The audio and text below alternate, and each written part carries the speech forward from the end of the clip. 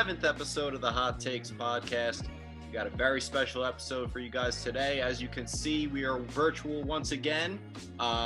Pretty convenient that Zoom is here to allow us to do this.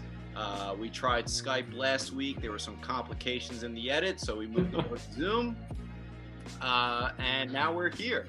I am joined by my co-host, Luke Ganz, as always. Thank you for being here, my man.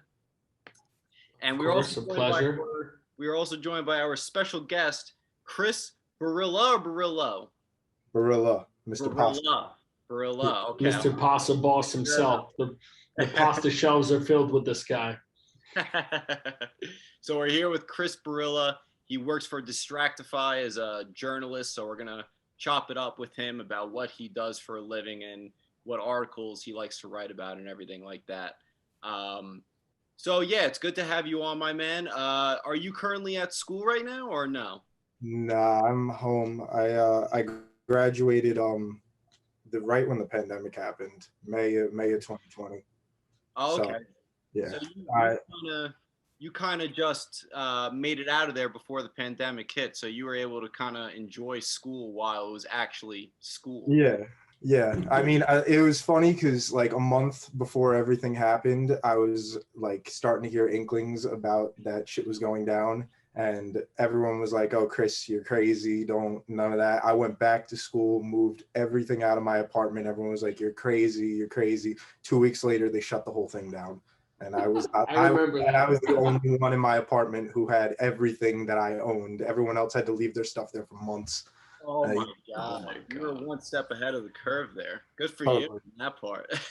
No, I got very lucky. And I mean, I have a little sister who's in college now, so I know like how rough it is doing college online. I get it.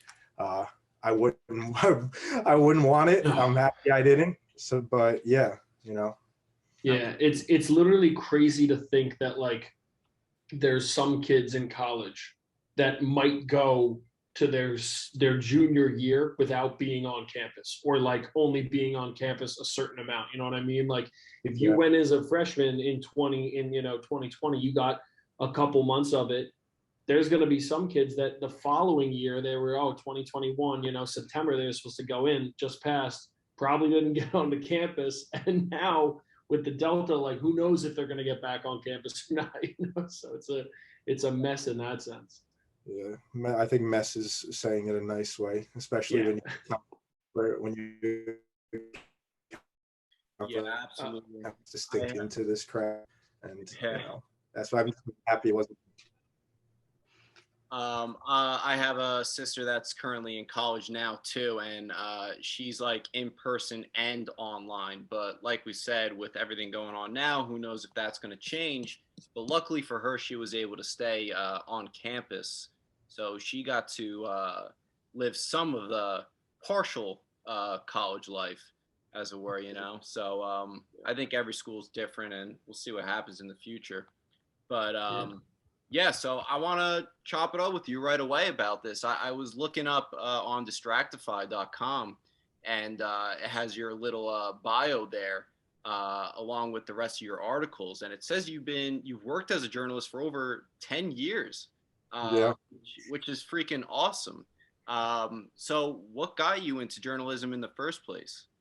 Well, so when I started college, I went solely for music production, because I love music, and that was really what I wanted to pursue. But I guess there was a point where I was just like, I love this, but one, I don't want it to, like, when you make something your job, you kind of start to lose a little bit of passion for it, which that just comes with anything. And also I was just really thinking, like, I mean, can I make being a music producer financially viable? Like, I'm sitting there, I'm thinking like, all right, I could be the next Murda Beats or whatever, or be working as an engineer, but it's such a hard industry to break into, and I don't want to be someone's coffee boy for a few years, for lack of better words. But I mean, what really got me into it, like I said, I've been doing it for such a long time now, just as side things and as a hobby. But my mom has been a journalist since she was a couple of years, since she was my age. Honestly, she started working professionally when she was around 23. But just seeing, like, I have so many memories of being a kid coming in from like middle school and stuff, and my mom's on the phone and I'm just like, who are you on the phone with? And she's like, Aerosmith. I'm like, oh, sick. You know, and I just tell them I said hi. Or you know, like interviewing the cast of iCarly, and like, you know, or fucking Ariana Grande, whatever. It goes on and on and on. But you know, I had that always in the background forever. So in my head, I was like, journalism is cool. I like writing, and you know, not to give myself too much credit, but I've always been a fairly good writer. I know how to string a sentence together. So you know, it just seemed like the right path for me. And yeah, in regard to me doing it for like 10 years, you know, when I was a kid, the first time I was published in, I was published in a book in the 4th grade. And then first time I was published in a magazine was the 5th grade. And it was now granted, you know, mommy's help, whatever. I had my mom, it was my mom's company and she got me a placement in this magazine. But, you know, after that, I just started building, and I've been building my resume ever since, trying to get up to where I am now and hopefully further eventually. Yeah, and that was even, Frank, when like, so me and Chris met when Chris was you were a freshman, Chris, correct? And I was a senior in Township, yeah, back in the day. So like this kid is like, back in the day was like my protege. We used to bounce stuff off each other, and it's like, it was such a funny dynamic because, you know, back then when we were seniors, it was such a like, seniors and freshmen didn't kind of like co-populate. It was like you didn't even speak to those kind of people, you know, that's just like the bullshit way of going about it. But like, I literally remember me and Chris in the class, and like George Polonsky was in the class. Like we had a squad in this class for, it was Cooper and what was it, Schneck's. It was like a split class, right? What was the class? Do you remember? No, what was it? Was it or something? It was like business something, and then the next one was like Remember Cooper took it over like the second half of the year or whatever. Yeah. But I mean, it was just so funny because like this was that kid that you would chop it up with, and you didn't even realize he was a, you know, freshman. He just like he could kind of hold that conversation with the kids that were older, and not that it was we were more intelligent or weren't, but it was like, you know, you're chopping it up with him, you didn't even realize. And then like I started to see what he would do in like the classroom projects wise. We would link up on like just different little things in the rooms, and like then it evolved into like the sneaker aspect of where like I was a sneakerhead back in the day, he was a sneakerhead back in the day, like, and we would just rock ridiculous stuff back then. Or even like, you know, now it's like some of it I look back on and I'm like, why was I wearing that? And then some of it we're looking back on and we're like, all right, we were way ahead of the curve, you know? So I mean, you know, this was a kid that from like the beginning of me meeting him, I was like, all right, like this kid knows how to hold his own in this kind of a realm where like he spoke very well for himself. He knew how to kind of handle a conversation with an older crowd. And that was kind of the first thing that caught me off guard, besides us both being in love with Kanye West way too much.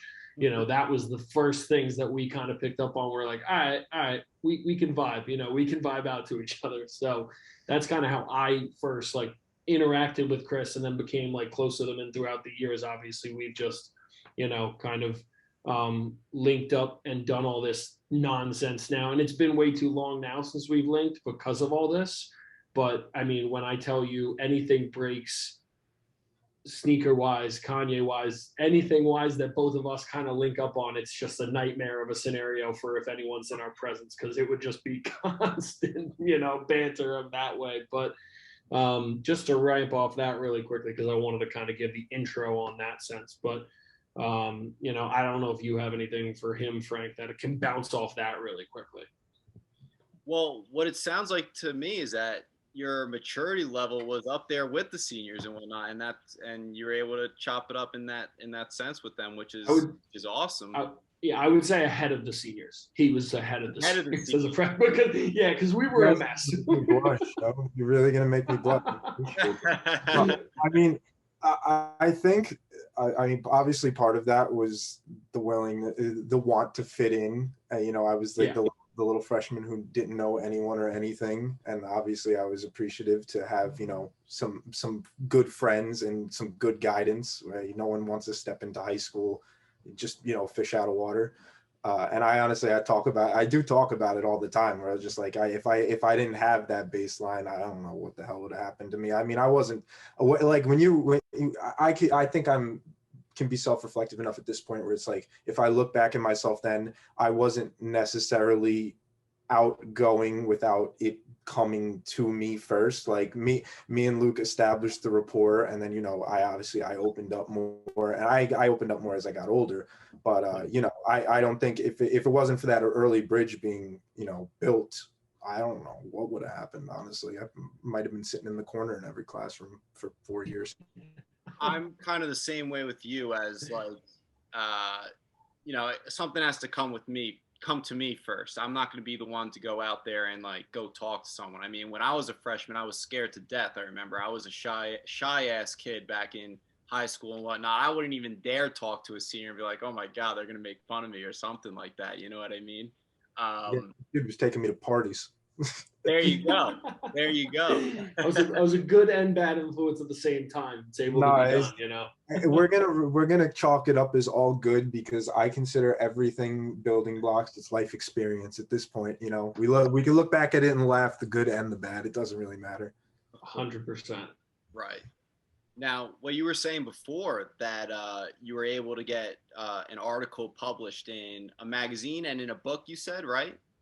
Yeah, I did. It was a poetry book in 4th grade, I think, and then fifth grade. It was a magazine about Jersey Shore. I wrote some article about which, I mean, it's funny to talk about the evolution, but it was an article about like some local spot in Seaside that, like, I mean, it caught a bunch of attention because of the show, and because I live around there, I was just like, all right, I'm gonna go right. I know about the place. I think it was about karma. I think it was about karma. Oh, Jesus. The first thing that popped up in my head, yeah. Yeah, I think it was about karma. It was just like giving context on it beyond, this is the place where they go and get drunk. Like, oh, this club has been here for so and so long. It's owned by this person. They actually serve food. They do this, that, and the other, like whatever. But yeah, that was, I guess that was my break into journalism, which is my fun. Breakthrough. Yeah, shout out Snooki. I think you captivated on it at the right time, because that's probably what people only knew it as, is where they got drunk at. Like, they didn't, no one else saw, especially from the show, like what else it had to offer and whatnot. So I think you captivated at the right time. And is that when you realized you wanted to make this into a career, when you finally saw your work published?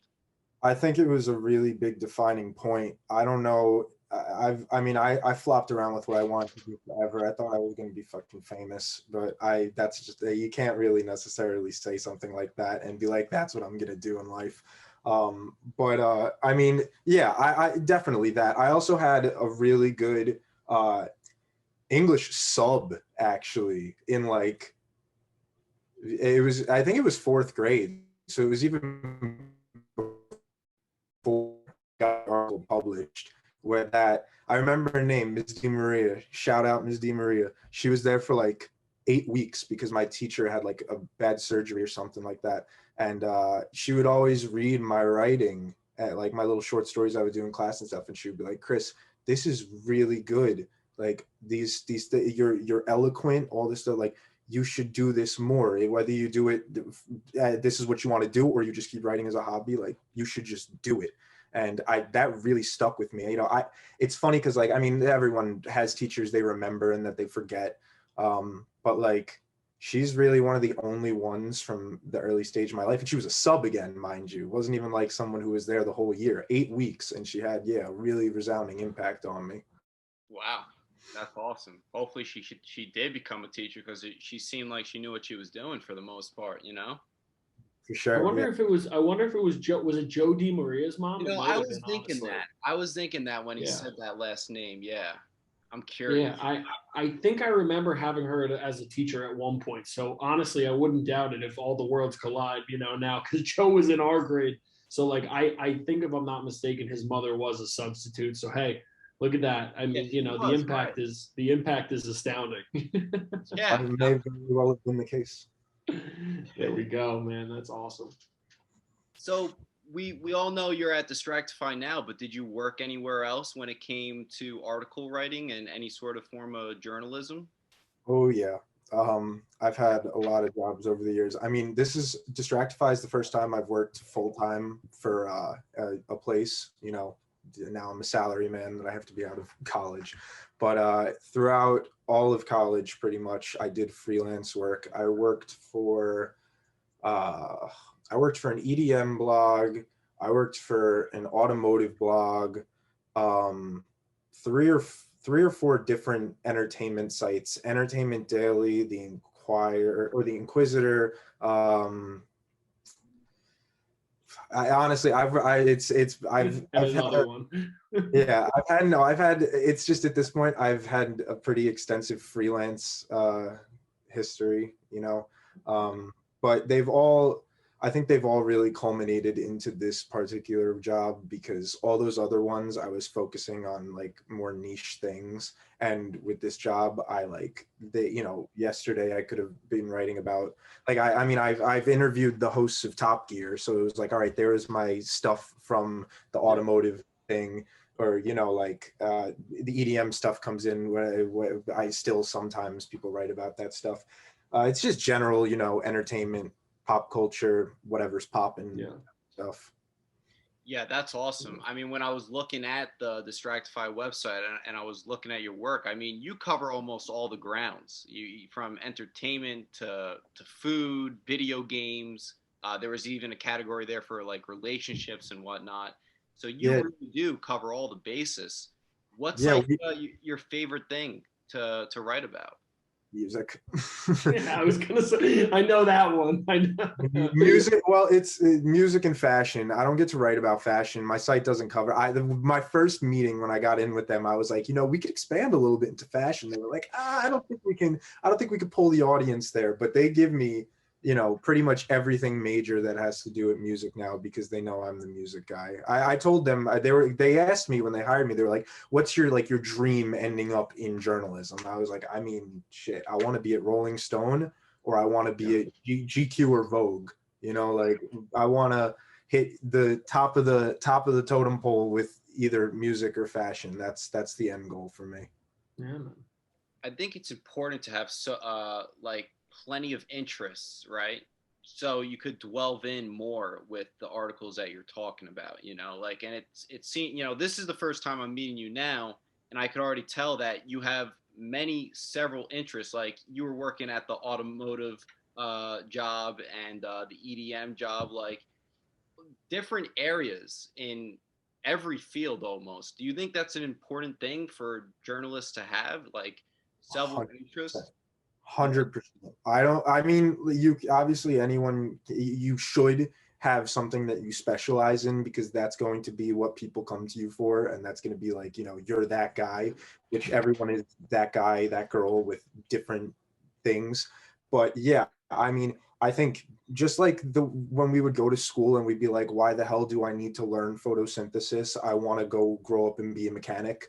You know, like, well-rounded education is important in any capacity. And yeah, I mean, I'm not necessarily writing about what makes up an engine anymore, but I learned a lot from that. And, you know, even with Distractify, we have a sister site, same company, that's called Market Realist, that it's all stuff about stock market, billionaires, finance, things of that nature. And I mean, I write for them too. And I do not know anything about the stock market, or I'll be very honest, I'm not one of those people. But, you know, when they put me on task, I gotta learn. I gotta at least be able to convey the message in a basic way. Otherwise, the article isn't going to work and it's not going to sound right. So, you know, through experience, I've had to learn a lot more things, whether it be like that, stuff about the economy. I've written political stuff. You know,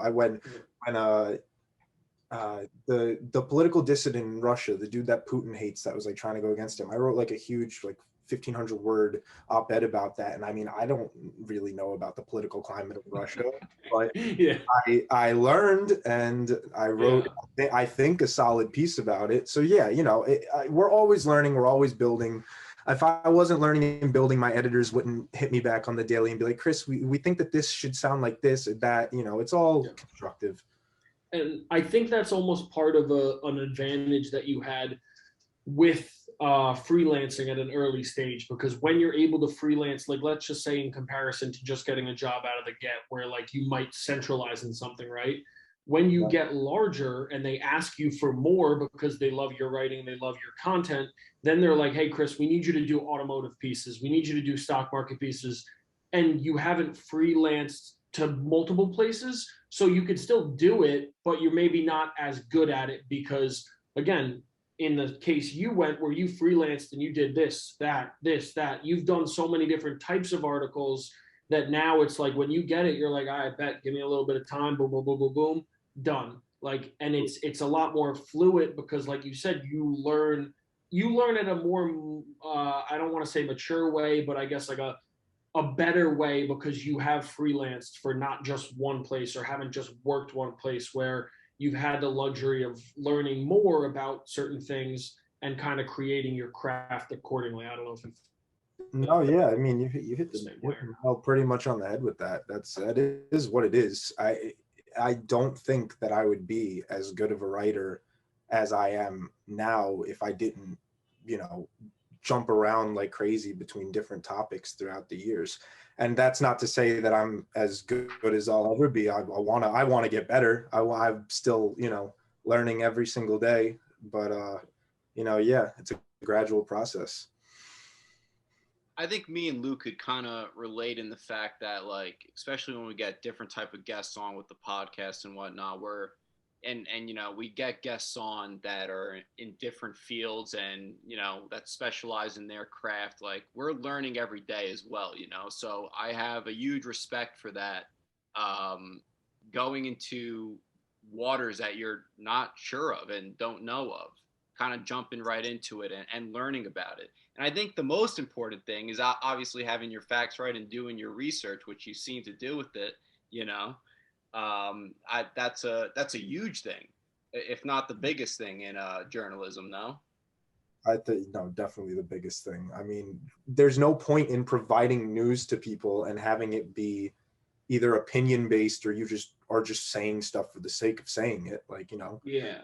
I think that I and that translates into like how I act on a daily basis, regardless. Like when I have conversations with people about anything, whether it be fashion, music, politics, whatever the topic is, I don't like to say things that aren't factually correct, because in my head, I feel like if I don't, it's like leaving someone wide open. Then they come in the corner like, oh, but actually that's sitting on your hands. What are you going to do? Like, you're not saying something true. That's the first pillar of journalism, is making sure everything you're saying has at least something to back it up. And I think really quickly on that, because this was a question we were going to actually ask later. So like, probably the perfect time to ask you, how do you feel the climate is right now with the sense of the industry and how fake news is kind of conveyed? Because it's not necessarily just Republican or Democrat, CNN or Fox. Like, that's not really what it is anymore. But for a lot of people that are easily manipulated, fake news is more just, again, it's clickbait, right? It's what can get your attention to a site, to an article, to a, you know, television station, whatever it might be. But, you know, what's your take on that? Because again, like you said, I know you're very, very strong on journalistic integrity, where not everyone else is in the current, you know, day and age we're in. So how do you feel about that kind of thing? I mean, to put it in the simplest way, I hate fake news. I think I know hate is a strong word, but like you shouldn't be getting into this line of work if you're trying to intentionally, you know, mislead and, you know, persuade people just based on personal biases and stuff like that. Like, you know, my personal affiliations aside, if I have to write about somebody that I would look at you person to person and say, oh, I hate this person, I think they're a terrible person, I'm not going to write an article like I think they're a terrible person or I hate them. I'm going to write the facts, and I'm going to let the facts tell the story. And yeah, I mean, I think the proliferation of fake news today is the worst thing that's ever happened to the industry. I mean, journalism is already like arguably, I don't want to say dying, but it's changing a lot. Like, print media is pretty much dead. Anyone can go at this point buy a .com and start printing whatever they want. And if you get enough traction on social media, like you mentioned, people are going to pick it up.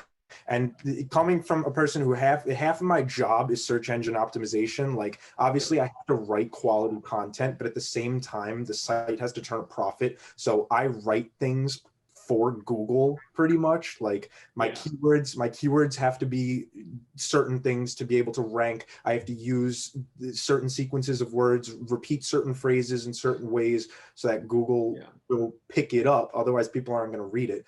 But I think it's teetering a very fine line between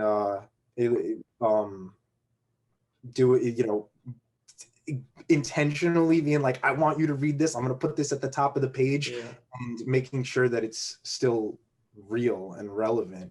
At least with my company, they're very, very good about weeding out stuff that isn't true.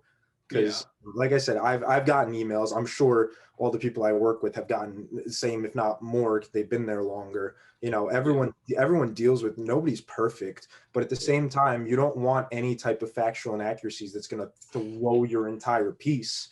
Then you're just not credible. And people, like journalists have, not every journalist, I guess, but there's like things like muck rack, and people can leave comments about you, and people do leave comments. I don't really read comments about me because I don't care what anyone has to say about me, but at the same time, I don't want to be that guy, and I don't think anyone should be that guy. But it's going to be a battle that I don't think is ever going to go away at this point. It's just the internet is so big and so accessible, and everybody has a voice, and everybody wants to scream that voice from the top of a mountain. So regardless of if you're right or wrong, I think the only thing that you can do at this point is, like I said, that's why I'm so hard on we need facts, is the only way you can tell people you're credible is to cite 50 different things, have precedent, and let people know that you're a respected and trusted voice on the subject. And I think that's like a big thing me and Chris kind of, have spoken to, because we both grew up with a lot different of perspectives on politics, religion, the world, all these different things, right? But like at the end of the day, like he's saying, and I think we've talked about this on like almost every podcast we do now. It's like, it's that whole ideal of like, we don't live in a black and white world anymore, right? We live in a world that is gray. Like there is so much area for information, opinions, everything, which is good and bad. But at the end of the day, it's about, like Chris has been alluding to, dialogue. Like you have to have that conversation with someone, because if someone that's this side or someone that's that side wants to be mad at Chris, even if Chris stands on one of the sides, if someone's spewing wrong information, he's going to be the first one to correct it. But instead of the mentality and the idea of like, oh, well, thank you for correcting me and opening my eyes. It's like, well, you must be a Republican, like it immediately goes to politics. Like it doesn't become an issue of like, oh, Chris is just fact, he just knows the facts. It's like your party is all that matters. You know what I mean? So like, that's, I think, the unfortunate thing that, like you said, ties in with journalism and the news, is just the fact that everything has become so political. It's not about everyday life. It's not about people. It's not about what is factually accurate. It's about all of these other things that reign over, and then the opinions pour into that, and then the clickbait. So all of those things kind of like fester together, and they create this Frankenstein's monster of what is Facebook.com. But that's kind of how it is now. No, yeah, that's literally, I think that's completely right. And it sucks because I hate to say it, I feel like, and it sucks because this is like started building a lot more when I was in college, and it still exists now. But a lot of people hate journalists, man. Like a lot of people just hate journalists. They think everybody has an agenda and everybody's trying to push a narrative, but a lot of not like and there are people who are doing that, granted, but a lot of us are just trying to do our jobs and just like, the press is such an important aspect of who we are and what we do. Like there's people in other countries that get killed for going on Google, like to try to fact check something, you know. It's we really take it so for granted. And I would see people like last year, whatever, walking around with shirts that say defund the media. And it's like in my head, I'm laughing because I'm like, okay, I don't get paid enough as is, number one. And two, it's like, why do you bear such a resentment towards the idea as a whole? Like, I understand if you don't like certain places or certain sources you're getting information from, that's fine. But then spend the extra time to weed through the stuff and find the people who are just reporting the facts. And that's really it at the end of the day. It's misdirected hatred, you know, and it's for whoever brings it on, whatever reason it happens, that doesn't matter. It's just the fact of the matter is that it's now like kind of a part of, at least part of the country's conscious, where it's like the journalist is the enemy, and that's not cool, because we're not. I can assure you, most are really not looking to do anything more than for you to open your phone in the morning with your scrolling and educate yourself on whatever the hell is happening in the world, whether it be which celebrity is having sex with this celebrity, or which city just got overrun. You know, it doesn't matter. It's all relevant and pertinent information. That's it. Someone has to give it to you. Otherwise, you're going to be waiting like in the 1700s for the town crier to come through every day and tell people what's happening. Like, you know, the paper boy to come into the middle of town and say something. But no, I think you're 100% right. And you know, the one really good thing that I think for you and a lot of journalists is like you said something perfect before. Like a lot of people take for granted that we live in a country that has its flaws, like every country does, but we live in a country that at least you can formulate your own opinions, right? Like that's the whole basis of journalism, the whole basis of all this stuff, where you literally said it.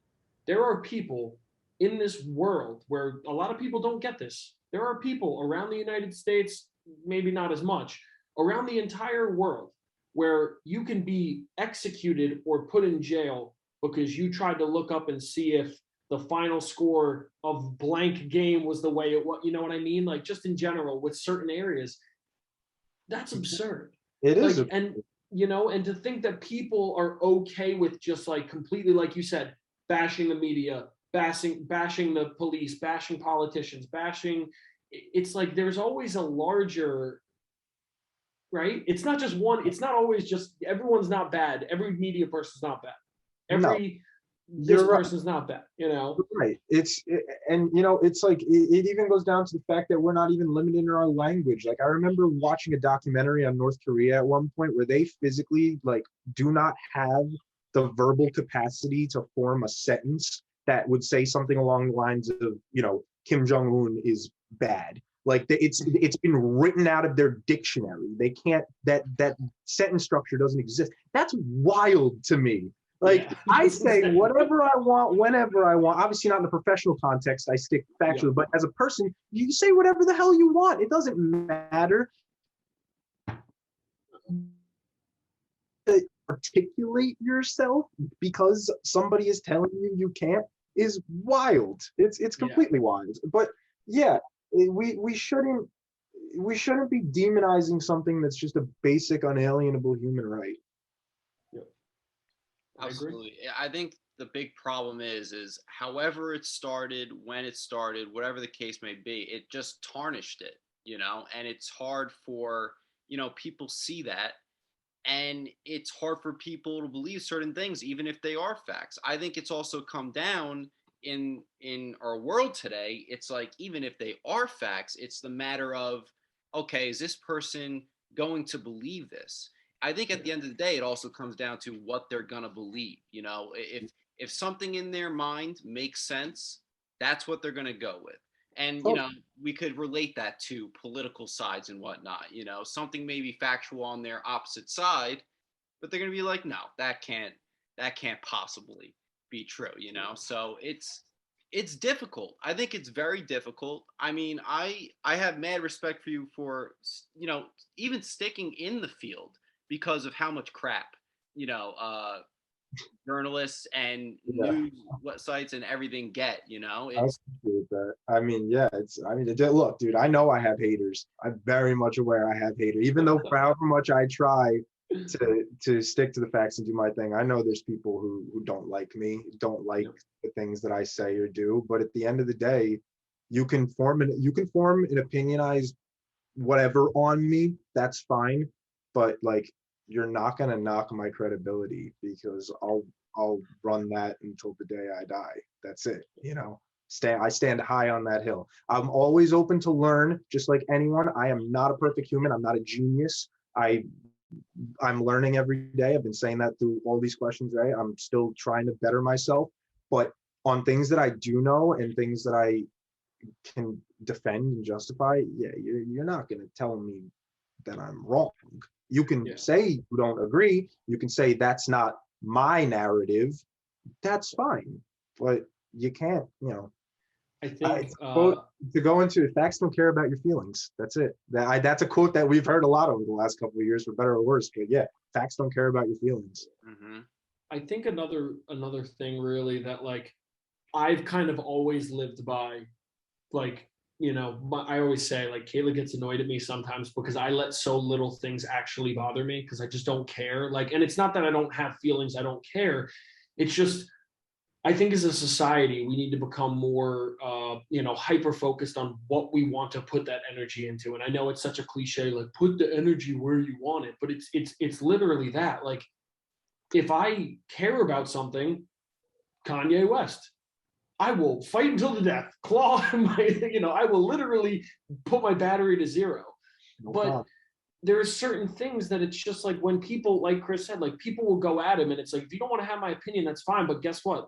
Chris, when he turns away and is done with that, or like most of us should, turned off. It's gone. Like, I don't care. We had our discussion. I said my points, you said your points. We can agree or disagree, and then you leave.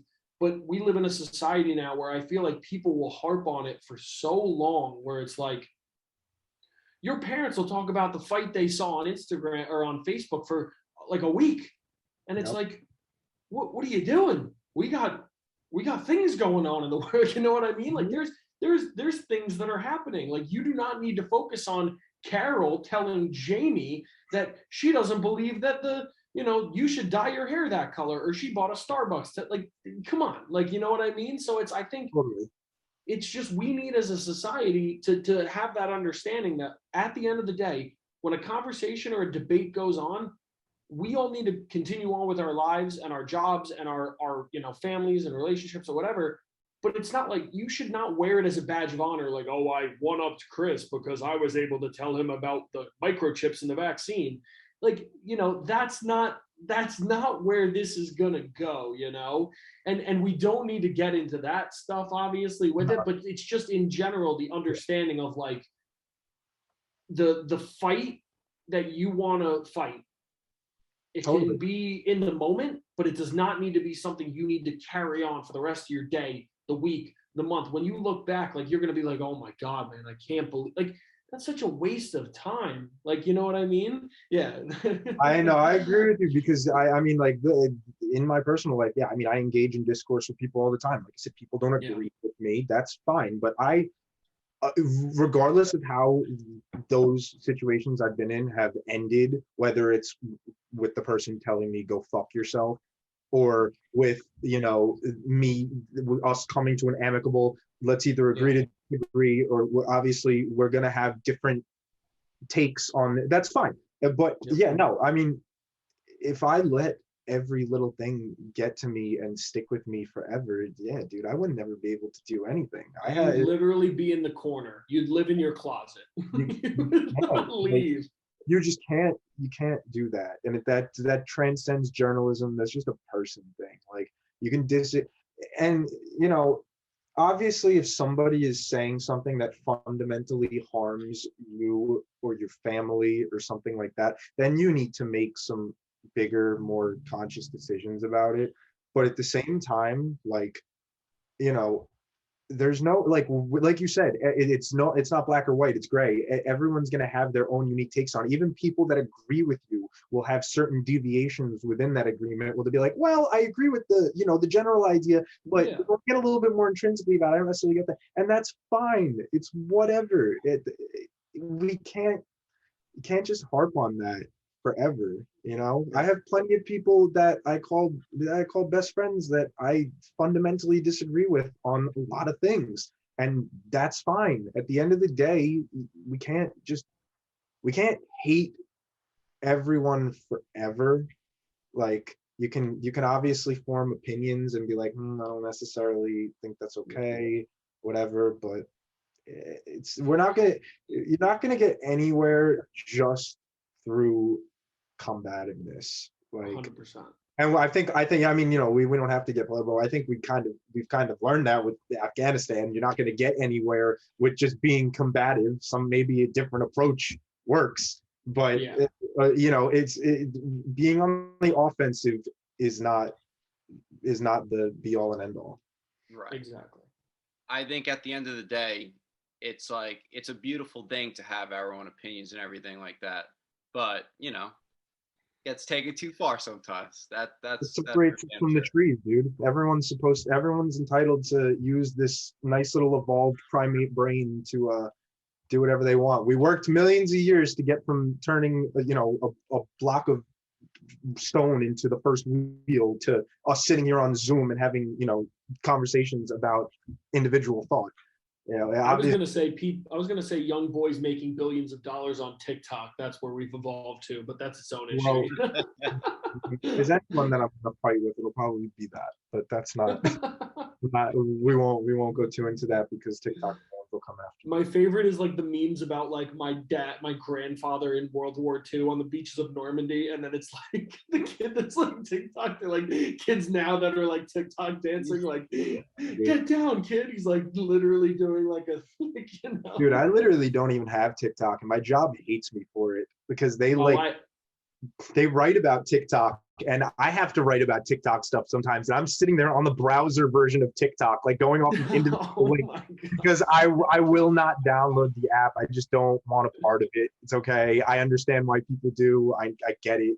I was the Vine generation. Vine was cool for me. I don't need TikTok. Listen, you're preaching to me and Frank too. That was like our thing. I only love TikTok because it's not there. It will never be at Twitter level of amazing. Like Twitter is the greatest platform on the face of the planet, in my opinion, just because of like what comes out of Twitter. Like if I go on Twitter, I'm just going to be smiling ear to ear for like 90% of the time. Twitter is the red light district. You do whatever the hell you want, whatever it is, see whatever you want. Literally, it's the Wild West. But like TikTok is like a younger man's poor version of Vine for that. So like I just go on it and sometimes I'm just like, all right, this is funny stuff. Like, and I think the algorithm has built out for, and I know like me and Frank talk about it all the time.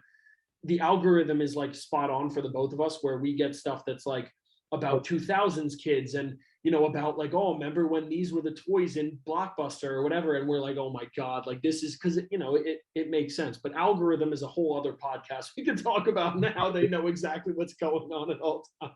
I mean, like, I don't hate TikTok. I don't think it's for me. Yeah, I mean, the amount of people who have told me that they're just like, oh, Chris, you should start a TikTok account for all your hiking, or you should post your fashion stuff or all the food things that you do on TikTok because you'll blow up. Like, okay, sure, maybe, but like, I don't know. It's just not for me. I personally agree with those people, just as a person that watches from the outside. The food thing can stick to the gram. I feel like the gram eats first kind of mentality should always be there. Hiking wise, I think that would be genius for you because I mean, we talk about it all the time. Like, I just think that would be great, especially that you are someone that I consider why we like Kanye so much is because of him an artist, not a musical artist, but him as an artist. And I feel like you have a very similar craft with that, where like when it comes to TikTok, I know it sounds ridiculous, but you would probably do the same and put the same content into it when you figure out how to work it, when you figure out how to do it. And especially, on your hikes, on your climbs, stuff like that, like chef it up in the right way, I feel like it'll only, work in your favor kind of a situation. But All right, Luke, maybe I'll consider it. there we go. That's all I want. Just know that if you do download TikTok, all I'll say about it is that you could go down a pretty deep rabbit hole in just scrolling through.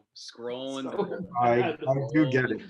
I do have two younger siblings that do both have it, and I see the black hole that the app is. I probably would get sucked into it quickly. I think it's also kind of that. I think I'm just like, oh, I'm trying to be good. I'm trying to stay on the one true. I don't need any substance abuse, whether that be a drug or TikTok. But I feel like I feel like you're just like me with, I know this is gonna sound so stupid, but like Frozen. I won't watch Frozen because everyone tells me that Frozen is amazing. So I'm like, sorry, I'm never gonna watch it. So you'll maybe when I have a kid, but like you're not gonna catch me outside with Frozen. Absolutely not. Like I feel like Chris is the same. Chris is the same way. He's like, nope, TikTok, get away from me. Yeah, it is what it is. But I get it. I understand it. I respect it to an extent. I don't respect this. I respect the people that are actually making cool content. But maybe I need to stop being a boring old man and get into old it. Man sits on couch. Yeah, old man bought a nice manager's chair when he started working from home because I need the lumbar support. There you go. So you said before that I wanted to mention you got to interview the guy from Top Gear, right? Yeah, well, I interviewed two of the hosts of Top Gear America. I didn't talk to Dax Shepard; he was busy that day. But they talked about Dax Shepard. Yeah, that was really cool. Ready? Mount Rushmore. Do your Mount Rushmore of. I need the Mount Rushmore of interviews that you've had. Give me your top 4. So far, I mean, well, number 1 is RZA, without a doubt. Woo baby, that was crazy. I mean, I can go into more detail about that in a sec, but yeah, that was, oh my god, that was cool. Lil Dicky was number 2, probably. Dicky was sick because Dicky is exactly how you think Dicky is. There's no cap in his movement. He is I'm sure unapologetically himself, and I've never seen somebody talk so much without provocation. He just let me have it. He was talking about his penis 4 minutes in. I did not bring up his penis, but he just started talking about it, and I was like, it's fine. Oh, really? Awesome. Dude, Chris literally was texting me when this was going on. It was like, yo, Lil Dicky just talked about his penis with me. I was like, oh, sick. Good morning to you, my guy. Like, I was like, what the fuck? Oh, that was a crazy one.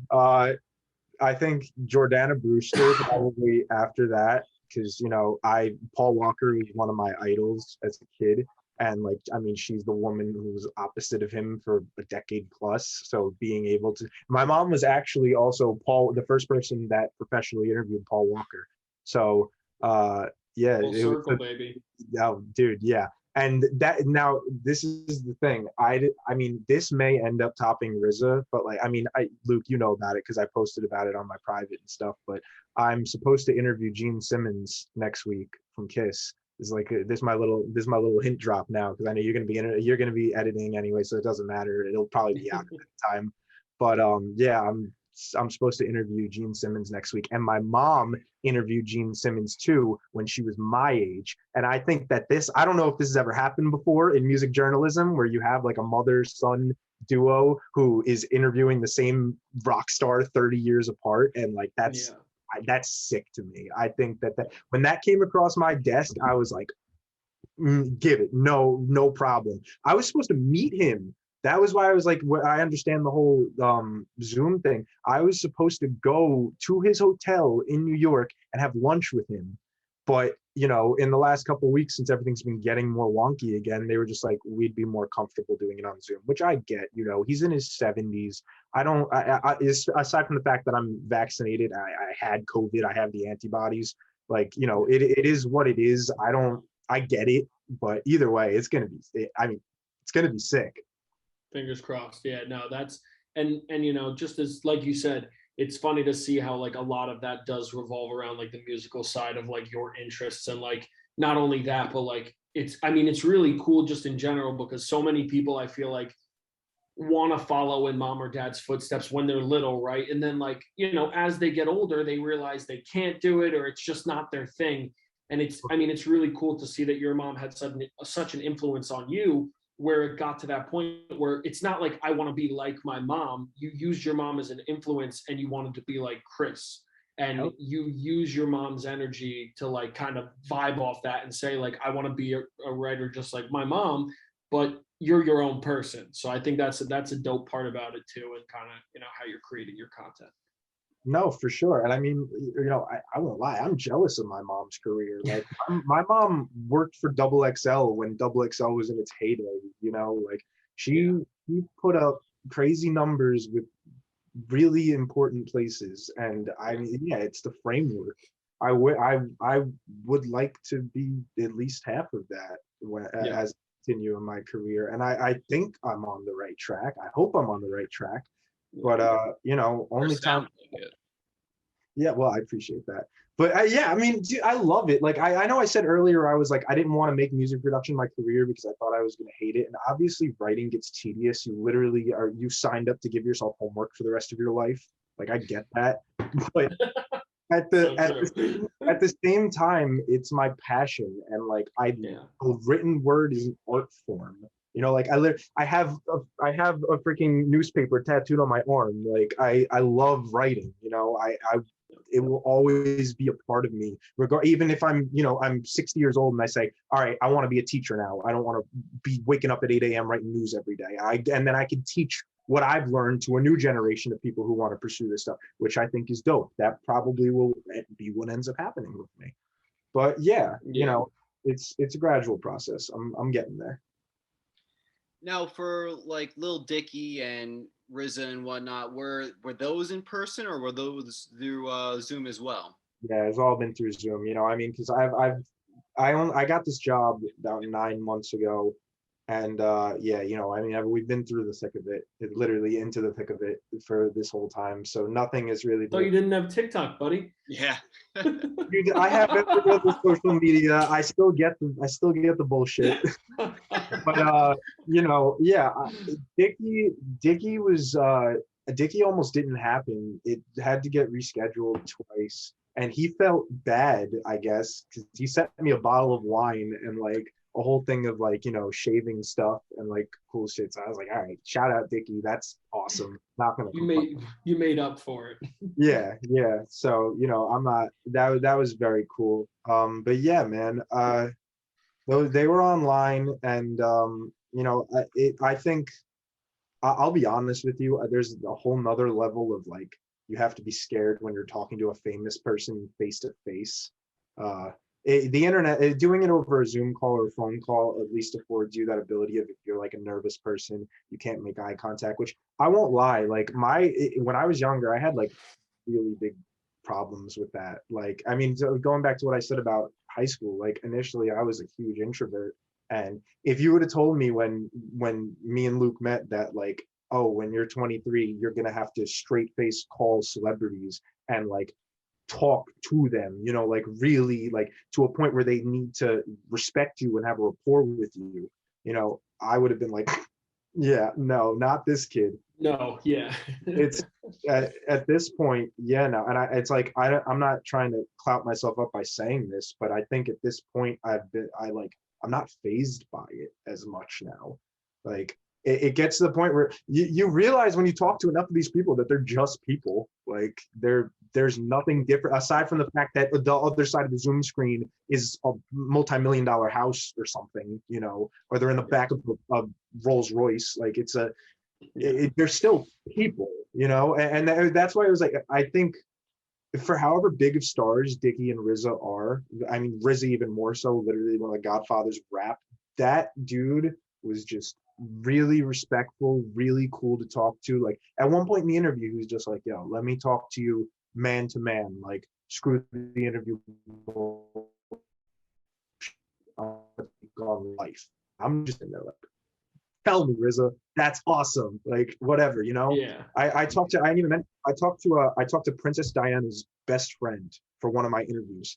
And my bosses were like going into it, they were like, oh, you got to be really careful, like what you ask him. Like, are you going to insinuate like anything about the conspiracies about her death or any of this stuff?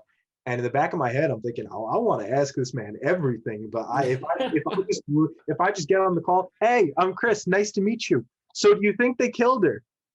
And like, the interview would have went horribly, but and this is a straight quote from him where he was like, I normally don't like doing these things, but I really enjoy talking to you. It's just about establishing that rapport. And I feel very much on level ground despite having a bank account with all of these people when I talk to them. It's just human to human, and I think that's what translates into making my interviews come out good, is that's the way I approach it. I'm gonna obviously be respectful. I'm gonna say I'm a fan, I appreciate your work, the things you've done, your contributions, but at the same time, we're both people. We both bleed the same blood. Like, not to be crass, but that it's at the end of the day, what it is.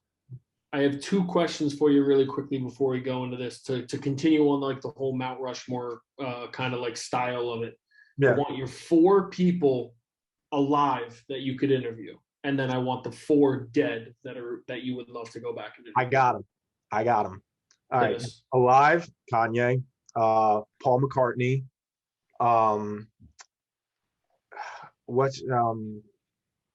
Rick Owens. All of the Migos. Oh, sorry. I thought Rick Owens, the fashion designer.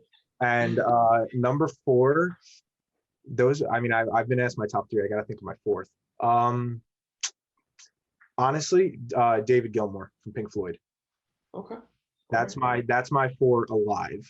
Dead, number 1 is Anthony Bourdain.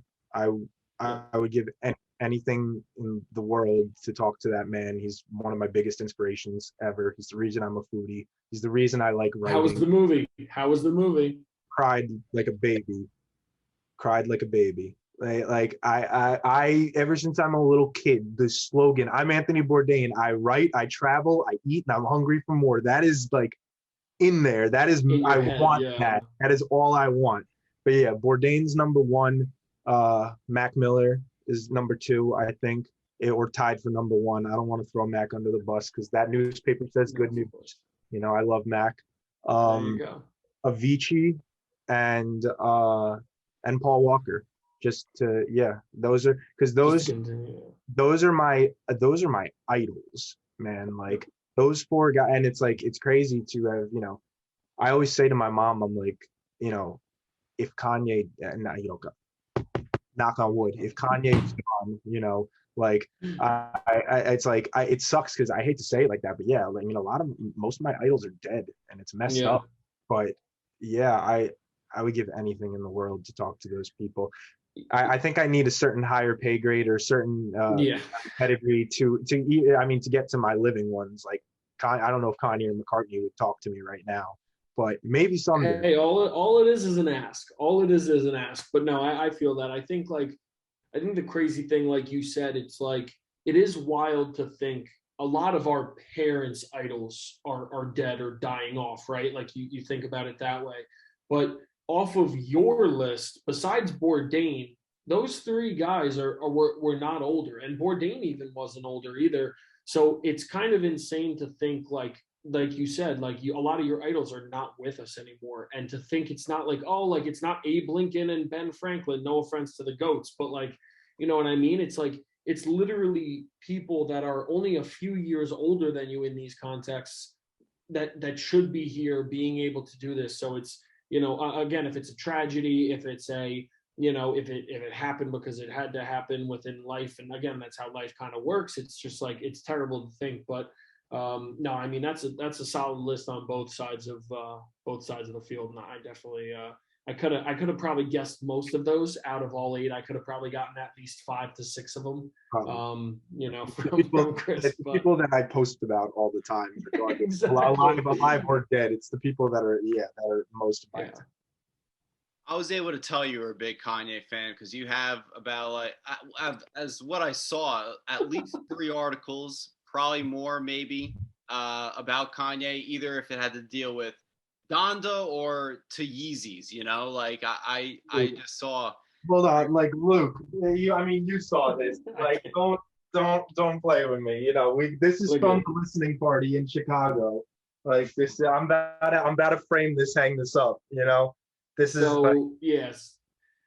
So Frank, to kind of like give the context of this, because I don't know if everyone that watches the pod obviously is a huge Kanye fan or not, but basically like almost a month ago now, Kanye kind of like the Inklings were coming out that he was going to drop his 10th studio album, which was named Donda after his mother.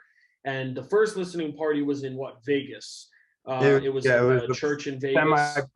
Semi-private little thing in Vegas. You had to be like very lucky to get those tickets. Yep. And then the second one came about, and I'll let Chris go really quickly. Yeah, Chris was on his way to Atlanta, and then Chris caught COVID the day before the party happened and had to cancel everything. But I had very good friends that went and hooked me up, got me that poster that I was able to frame, got me the shirt from it, But yeah, man, I mean, it was July 22nd. I was supposed to go over there, and it sucks that I didn't. I've seen Kanye before. I went to one of his Jesus operas. Yeah, I went to his Christmas show actually. I sat directly above the Kardashians. It was kind of crazy, but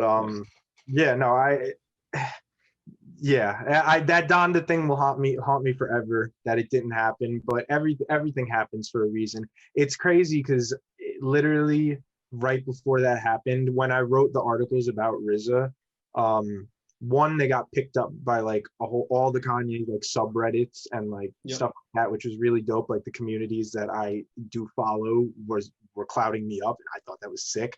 But even more sick than that was the fact that one of the few people that Kanye follows tweeted my article, and I lost it when I was like, oh my God, my article is on Kanye's Twitter timeline. He only follows like these certain few people, which means if he was on Twitter, he probably saw that thing. Like that is reach that I never thought that I could attain. And I mean, I get psyched with that all the time with this writing stuff. My dad even told me like 2 weeks ago, we were talking, and I was like, oh, this article I wrote, it did 500,000 overnight.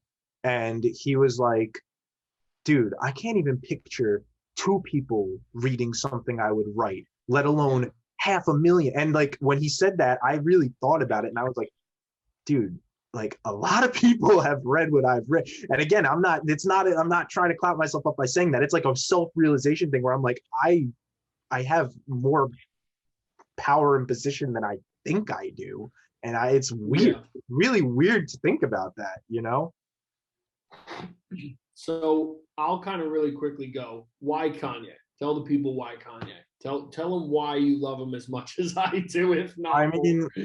I think the best way to articulate it is it's like when you exist at the same time as somebody who is such a multi-hyphenate creative genius, like to not even I get it if you don't like everything Kanye does, that's fine. I don't care. Like not everyone likes everything, but at the same time to deny, we'll go back to fact, to deny fact, like the impact this one individual has had on the entirety of pop culture is absurd. Like you walk to Walmart and the flip-flops you get for $5 look like Kanye's design because that is now what matters. His music there is not another artist in his genre, frankly, any genre, that commands the respect that he does, where you have Elton John, Paul McCartney, Bono, Sting, all saying that his work is some of the most profound stuff that they've seen in decades. Yeah, I mean, for whatever you may think about him as a person and his mental state or whatever it is, which obviously you can't shy over that stuff. It is a large part of him. To deny his impact is to deny fact. That's it, Name one genius that ain't crazy, That's what I try to tell myself. I'm losing my mind. And like Frank, to go all the way back to something that you can probably remember, because again, Frank, we've been going to Six Flags for how long? When we were going to Six Flags, when we were freshmen, remember? I don't know if you remember, but the only things I used to buy at Six Flags were fudge and the Kanye shutter shades. That was the only things I bought. My parents used to literally ask me why I would go and spend $50 on every color of Kanye shutter shades. I had every one. I had every single pair. So to think all the way back to then, which was 2010, 2009, like just off the bat, and like you said, those were impactful. Yeezys are impactful. Like to think that a Yeezy, like a shoe that was made by Adidas, could sell as much as a Nike Air Force One, where like a lot of people that watch this might not understand the impact of what those numbers are. The Air Force One is the most popular shoe in the world, probably what of all time with sales wise, would you not say? I mean, if you're not considering like Crocs and shit. Yeah, it's definitely top three, if anything. Exactly. And then to think that like Kanye's like, oh, I'm going to make something like that out of a brand that like Adidas is a great brand, but at the end of the day, no one took it seriously compared to Nike prior to Kanye signing there. Everyone was like, oh, they have a couple. I mean, dude, the Ultra Boost literally took off because of this, man. Like it was a running shoe. They made it so people could run in them, and then it immediately got turned on its head because Kanye wore them one time, and everyone's like, "What's this shoe? It's a Kanye's new shoe?" And they're like, "Nope, it's just a running shoe. Please stop what you're doing." You know. I think the craziest metric about it all is when you compare it to Jordan Brand. Jordan Brand's been around for 30 something years now at this point, and in the less than a decade that Kanye's been with Adidas, he's done 3. But yeah, I mean, I don't know if you heard my little thing about that, but yeah, it's just you can't really deny someone's impact when they've made that much. If you want to talk finances, again, let's put it on the paper. Have your opinion all you want. Let's talk cold hard cash. The men did it. That's And I think you kind of said it too, is like my thing with that is just the fact behind it, right? There's so much fact to back it up in the sense that like it's not like, oh, well, maybe he will. It's like, no, he did these things. He's done these things. And, you know, again, I do strongly believe that the whole concept of like a genius does have to be a little bit crazy, because you have to just think in different ways. And I know that's absurd, but like, you can kind of look back to this rollout of this album. I mean, people are getting mad online because Kanye didn't drop his album, right? Like they hear, oh, he's going to drop an album or he's doing a listening party. And then immediately they're like, that night it has to drop. And it's like, that's not how he works, because he goes to his show, he does the listening party, and then he listens to it himself. He's obviously listening to it prior, but he's watching, he's listening, he's seeing how the crowd reacts. If he doesn't like something, how it sounds on gigantic speakers in an arena, he goes back. He calls Mike Dean. Yo, we got to switch this. This can't work. We got to put this in. We got to put that out. And then he goes back to the table. You know what I mean? So, Mike Dean literally came into the Discord like 2 weeks ago when we were all in there and was talking to everybody and was like, so what do you guys want changed on Hurricane? And like, me and freaking 500 other people add this synth, we want these verses back, put this piece here, do this, that. And it's like, it's crazy. He's literally, I think this is like one of the first times, if not the first time, that somebody is literally crowdsourcing an album. Like, it's crazy. It's performance art at the end of the day. And my mother dislikes him so much, but she watched both of the listening parties, and she will be the first person to say about any of this. Yeah, it's performance art. We're witnessing art that's going to be remembered in the eons of music history, the annals of music history forever. That's it. Like, you know? Yeah. And I think the only other thing I'll say on that too is like the one thing I really respect in the sense of Kanye is more just like, I think it's almost better that so little people like him in that sense, because it gives me more passion to know like, your reasoning for not liking him is something very premature and immature, in the sense that so many people judge him because they're like, oh, well, he said this. And it's like, well, you should go look up the whole interview. This is what he said. Or, oh, he went to war with this. And it's like, okay, well, because again, like he is a little bit, you know, out there, and he does have a bipolar disorder in that sense, where like he does act on certain things that yes he shouldn't, but like so do all of us, you know. We just don't do it in the light. Again, it's Kanye West, it's different. We're not billionaires. No one would give a shit. Everything you know? he does, everything he does is media scrutiny. That's why when you go on my freaking Distractify page, you see why did Donda not drop? Let's break it down, and I have 15 theories that may or may not make sense. Maybe exactly. One. But like, who cares? You know? Exactly. And I think the thing that I'll kind of like wrap it up with is more the fact that the thing that bothers me about the society we live in now is like in the sense of like a Drake versus Kanye in this kind of light we'll do it in, right? Who's the better artist? It's hard to say because again, it's all opinionated.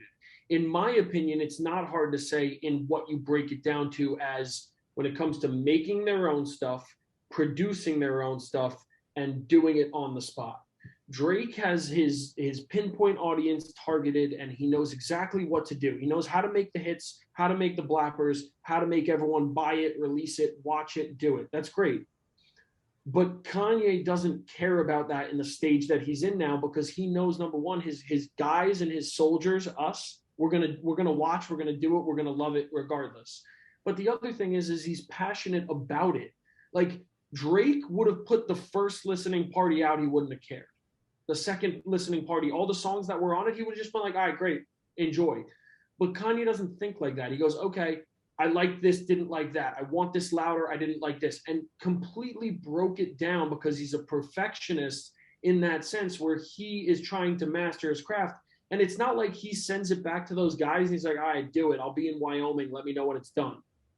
He's living with them. He's working with them. Like he's a creative in that way where it doesn't get outsourced. So like, again, I don't know Kanye. My girlfriend asks me all the time. She's like, do you know Kanye? Like, are you boys? I'm like, I wish. But like, you know, because I defend him so aggressively. She's like, you literally defend him like you're dating him. And I'm like, yeah, we kissed once. Get over it. But just in general, you know, it's like, I will always get into that debate with people because I'll be the first one to say, Drake's a good artist. He knows what he's doing. He knows how to produce numbers. It's not denying that. But then it's like, if you want to get into the nitty gritty, you're going to tell me a better producer? No, absolutely not. You're going to tell me Drake pushes more merch? I mean, he's got a Nike collab that I don't think many people care about. And like, they're telling you that people care about it and it's selling out. And it's like, yeah, they only made 100,000 pairs of the shoes. Thank God, you know, but in general, it's like, and again, not to hate, but it's just the people that live in this life, they defend it blindly, just like I do with Kanye, but so many people defend it blindly. And then when you finally are like, all right, give me some facts. They're like, yeah, but like, I don't know, man, you know, just like One Dance was just a straight hit. And it's like, okay, great. What, do you need me to name any song off My Beautiful Dark Twisted Fantasy? Like, I hold that album against any album that like everyone's favorite artist makes, right? Like I always tell people, I'm like, oh, who's your favorite artist? Like, give me their best album. And like, besides like a couple of Black Sabbath albums or Led Zeppelin albums or Beatles albums or, you know, a couple other albums, there's not many people that can like get to that level, you know, like Jay-Z, you can kind of argue may or may not have something up there, like Nas the same way. But when it gets to that, like, just stop. You know, your argument is invalid. You know, your ER error. No, the server you're looking for is not here, kind of a thing. No, yeah. I mean, there's none really else to say besides that. That's it. If you deny it, you deny it. That's fine. Go listen to One Dance. I don't care. I'm not as big of a Kanye fan as you two are. But what I'll say is that I think it's okay to not like him, right? Like you said before, hate's a pretty strong word. I wouldn't say it's okay to hate. But I think it's okay not to like him, but you got to respect him. That's what I'll say at the end of the day. You have to respect him for his craft. You got to respect him for his success. And more importantly, I think his dedication. Like, this means a lot to him as it does to many other people. Yeah, totally. Well, and Frank, like Frank put down on our list of things we wanted to like talk about the minister's black veil. Like that was one of the things you wrote about. Yeah. People just think he's wearing a mask to wear a mask. You know what I mean? Like they don't get it. There's so many levels to virtually everything that man does, just simply because he's educated and worldly, and that is largely because of Donda, because she was a traveling educator. She was the head of her department in Chicago for, I think it was like 2 decades or 2 decades plus. Like, yeah, I mean, he has the, that's why he's posting random Damien Hirst artworks on his Instagram. And I mean, again, that's Drake's dropping another picture of Adonis. Like, you know, it doesn't matter. But at the end of the day, like, you know, yeah, he's a worldly guy with a lot of insight and a lot of levels that I think. Well, I mean, a lot of people also just listen to music very one-dimensionally, and it's just music is music. You like what you like, and you don't like what you don't like. You know, not everyone dissects the people that they listen to like we do. But I mean, I just do that. I do that because it's a part of my job. I'll dissect Kanye as much as I dissect. I wrote an article about Goldlink today, and frankly, I do not like that man because of what he said about Mac Miller. But I had to write it. It is what it is, you know. Like, if Goldlink sees this, yeah, bro, I don't like you. But Goldlink, you're canceled. You're canceled, Goldlink. Very much so. But at the same time, yeah, you know, it's you just gotta.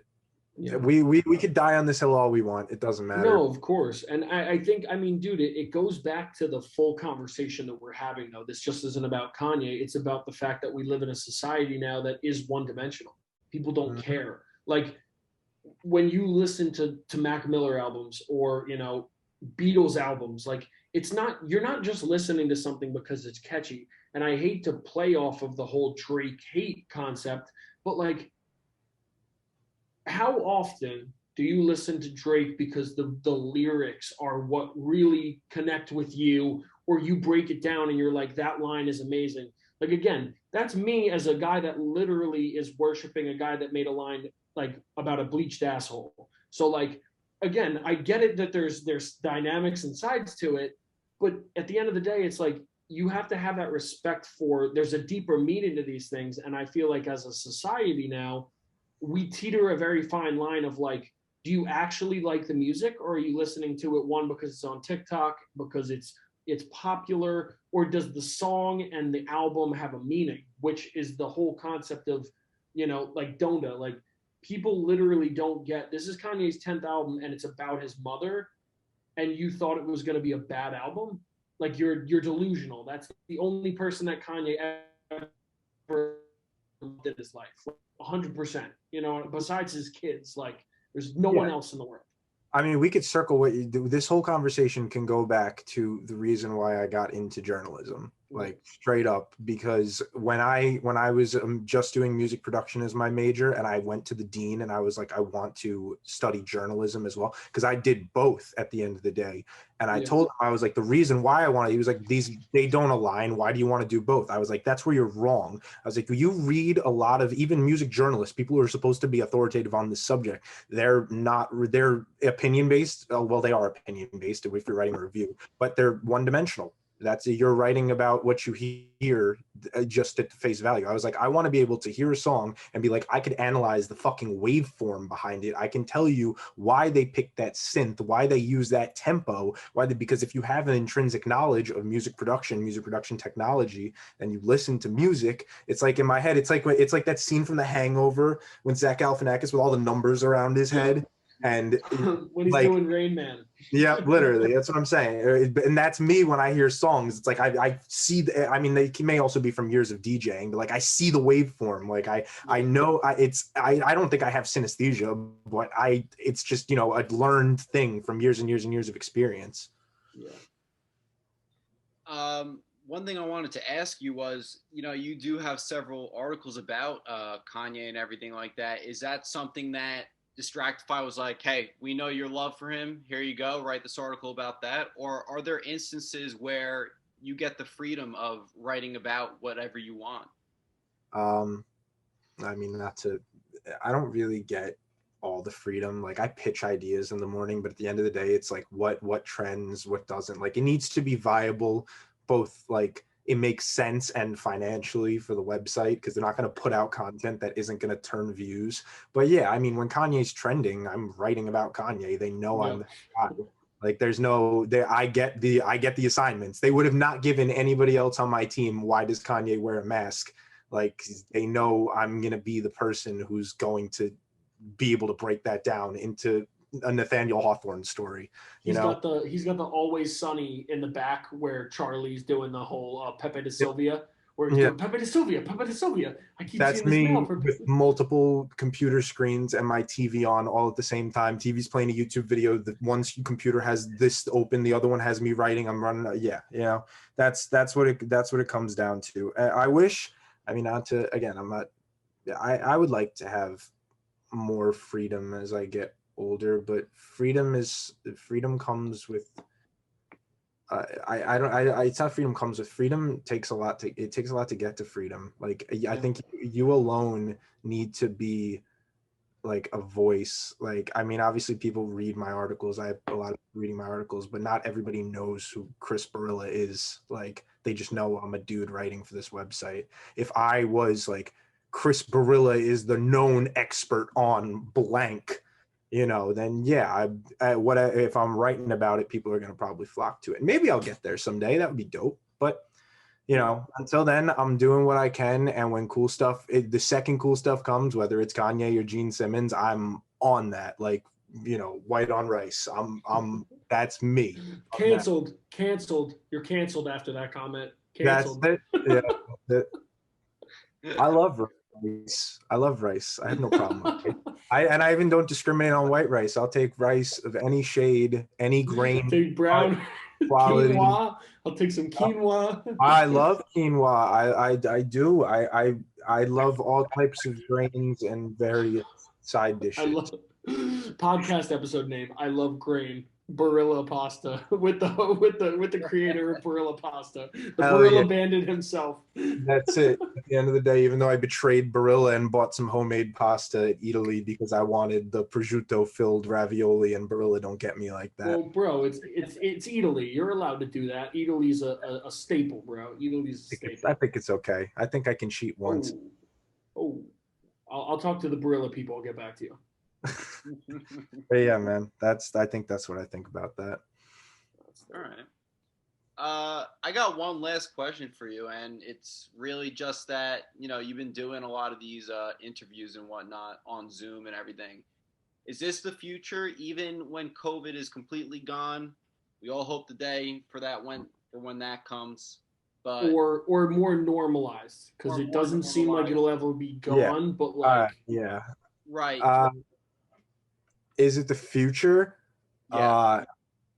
I hope not. Not to, I mean, Zoom is a powerful thing, and not to completely negate it. Like Zoom would allow me to talk to somebody who's 5,000 miles away who I might not be able to talk to otherwise. But do I think that there's a certain merit and a certain worth to being able to have these face-to-face conversations with people? Of course. When you watch 60 Minutes, the interviewer is sitting directly across from that person. Like it's a different level of, communication. And I think even a different level of output that you get from something like that. I was scared shitless at the idea that I was gonna have to sit across from Gene Simmons. Like, I won't lie, I'm slightly relieved that I'm gonna do it over a computer, but I think it'll always be here, the technology side of it. Like I said, print media is dead. We're moving to technology. Technology is the end game. We're all going to have chips in our arms, whether it's the vaccine or not, probably in 30 years. But, either way, but regardless of it, it's like, all right, this is the best argument I could put it towards. We all have these and we all listen to Apple Music, Spotify, SoundCloud, whatever. But at the end of the day, like, it's still cool to, have one of these, and like, because it's a different intrinsic quality. Like, it's cool that I talked to Dicky on the phone, but if I went to Dicky's house and hung out by his pool, that interview probably would have went completely differently, maybe better, maybe worse, whatever. So I guess my short form way of saying it is I'm open and I'm okay with that it exists. Do I want it to become the totality of what I do? Fuck no. I got in this partially for being able to have the experiences, whether it's I'm on the ground in a war zone or I'm talking to whoever made whatever's number one on Billboard right now in their stupid expensive house in LA. It doesn't matter. You know, I think that there is and always will be a value to doing stuff in person and getting that genuine connection. Chris is out here talking to the Taliban about wearing a mask. No, I mean, if they set me in there, I might get a little something. I can talk. He's carrying and everything. I'd have on the Kanye mask that I ordered. Shout out Gigi Denim. I would have on the Kanye mask, and I'd be fine. Dude, oh my God, that's amazing. Frank, I cut you off before. I didn't know if you had anything else. I have a couple more quick things for Chris, but. Nah, I just 110% agree with Chris. I mean, Luke, you know how much I love the in-person podcast. Yeah. You know, like it's just something totally different, you know, and you just don't know if it would be different or whatnot. And, you know, that's really just it for the most part, you know? No, and I think me and Frank had to kind of like have like a internal debate of like, oh my God, because we've done this for so long now where this has been a passion of ours since we literally didn't even know what a podcast was back in the day to like now get it to this point where, again, we have had it in person for so long. And that's all we really wanted to do with it. We didn't ever want to adapt and change it to being like this, but we kind of had to have that realization with COVID, with maturing. Again, like, I don't live as close to Frank as I used to. I can still make that drive, still do it. But if you're able to do this, and then not only that, it's like now this gives us more access to other listeners, people that are in other states, people that we talk, like I got friends in California. We can say, hey, you want to jump on the podcast now with us? Where in the past, it's like, I got to be like, okay, Greg, when are you coming home? Or John, when are you coming back? And it's like, oh, December 25th. It's like, all right, we want to do a pod on Christmas, you know? Right. But it's just, you know, it is crazy, but I 100% agree. It's like, I really do hope that we continue on the trajectory where both are accessible, but let's always kind of prioritize the in-person debate, the in-person, you know, acknowledgement. I won't ever stop shaking people's hands because, like, I have to kind of limit myself now with it, but it'll always be a handshake kind of a situation, in my opinion, over anything else. Yeah. I mean, you got to get your ass over here in person, regardless, though, Luke, because you need. Yeah. Look at my babies, Frank. All right. My boy Chris hit on a pair for me. Mr. Kanye Max's, yeah. So you need to get your ass over here in person, regardless. No, man. Well, I'll be down on Friday, so it'll already have passed by then. But I'm coming down on Friday because me and Frank are actually doing an in-person pod, and I'll be in the area. I got to go get my oil changed and stuff like that. So I think we'll finally be making. They will be here for you. Babies. There we go. I'll ask you just a couple more quick things, just because some of the stuff that I know, obviously, you're passionate about and you spoke about before, but you know, three things that I know you're really passionate about are food, the outdoors, and then, you know, fashion. Now, you know, obviously with what you're doing, you don't get to maybe talk about it as much as you would like to, or, you know, access you know, the availability to broadcast these articles and talk about it the way you want to talk about it to me or our buddies or, you know, whoever it might be. But sure. I don't know. I mean, talk about those things, where your passions came from them. It doesn't have to be anything crazy, but just like, you know, where did you become so obsessed over these three realms? And then just, you know, talk about them a little bit.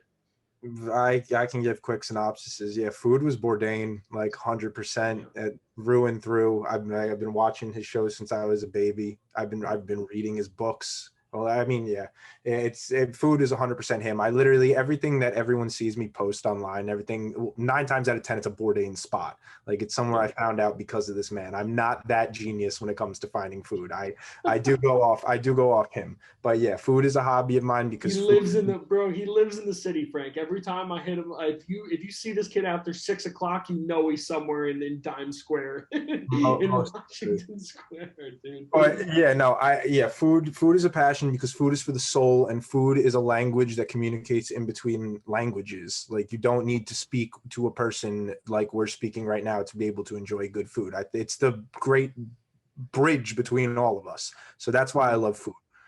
The outdoors, simply because I've always been kind of outdoors inclined, but as I've gotten older and I sit in front of a computer all day and lose my fucking mind, the woods is cathartic. Like, being able to put yourself in something where you literally cannot use this, you can't do anything except do what you need to do to survive and to just get on to your next goal. And it's also a great workout. I'm not a gym guy, so like I love climbing mountains just because of that aspect as well. And fashion's a weird one because I don't know really how that came about. I always liked sneakers, just sneakers, but and then it just evolved. I guess it was at the point where I was just like, okay, sneakers are cool, but I want to really learn this stuff. And I think that's like what really made within the last couple of years specifically. I mean, 5 years ago, I thought Supreme was the end of the world. That was like, everything's Supreme, that's it, that's Supreme. So but like funny. Now I look at people like that and I cringe, and I mean, like, I shouldn't because that was me, and it's a bit hypocritical, but I love fashion because, just like food, I think it's an art form. It translates languages. It doesn't matter if you speak English or Swahili. If you're wearing a good fit, you're wearing a good fit. That's it. And again, fashion's art. It's wearable art, and especially when you get more into like the real, not necessarily designer. I'm not talking about something that has 15 Gucci logos on it. That just means money. I care about design language. I care about shapes. I care about things that have a story and a purpose and people that propagate those types of things. And fashion is full of that, as much as it's full of one-dimensional pretentious D-bags that just want you to buy something with a logo on it. As I sit here with a Todd Snyder logo shirt, but at the same time, it's like, that's my take on it. I would love to be able to translate that more into my work as I get older. When I was independent completely, I ran my own fashion blog, and I interviewed a couple cool people in the industry. I still talk to cool people all the time. Shout out my boy Reese Cooper, the first and only person who invited me to Paris Fashion Week, which was sick, even though it was on Zoom. I never thought that my first invite to Paris Fashion Week would be a Zoom meeting, but whatever. I'm still souped about it. I'm blessed, and I just want to continue to grow with it and expand with it because that's what I love at the end of the day. And I think a really cool thing that kind of, you were talking about with that, like Reese especially, I feel like I'm not as versed in him as I know you are, and you've actually kind of opened my eyes up to him a little bit more. But the really cool thing about Reese is almost like he kind of bridges two of your gaps, right? He bridges the outdoors, and he bridges the fact that fashion is a thing that now, I mean, we listen to a podcast that is related around fashion. Frank, we listen to a podcast about loafers and camp collars, Luke. That's literally all we listen to. Yeah, exactly. And outdoor climbers and bogue smoking fanatics. But like, they are in like a very it's an interesting place in fashion right now because it is, again, it's camp collars. Everyone wears a camp collar, everyone wears a Hawaiian shirt, a button down, and then everyone loves outdoor tech now. Like back in the day, funny. No one used to wear dude, see the Arc'teryx bags in the corner. People, like, I see it in the back, but like people wore Patagonia because they were a tech bro. That was it. Like, This is a 2000s Patagonia like mural that I found in like a mom and pop that shut down like 2 years ago.